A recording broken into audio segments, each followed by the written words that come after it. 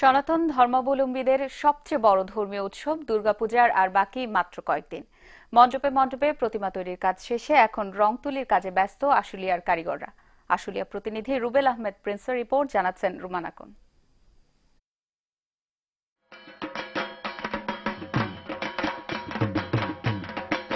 এবছর আশুলিয়ায় শারদীয় দুর্গাপূজা হবে ৮১টি মন্দির ও অস্থায়ী পূজা মণ্ডপে।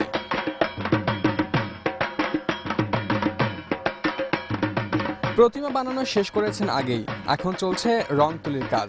এতে দম ফেলার সময় নেই কারিগরদের। মাটির কাম শেষে রং ধরছি, রং ধরার পর তো এটা 2 দিন 3 দিন লাগবে রং করতে।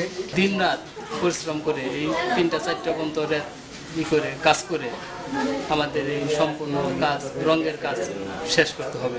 পূজা উদযাপনে এরই মধ্যে সব প্রস্তুতিও শেষ। ধর্ম যার যার, কিন্তু অনুষ্ঠানটা সকলের, তাই জাতির ধর্ম নির্বিশেষে এই অনুষ্ঠানটা যাতে সফল হয়, সাফল্যমণ্ডিত হয়, এই প্রত্যাশা মাথায় রেখেই আমরা পূজা অনুষ্ঠানের প্রস্তুতি নিচ্ছি। অন্য বছর থেকে এবার নিরাপত্তায় বেশ সতর্ক স্থানীয় প্রশাসন।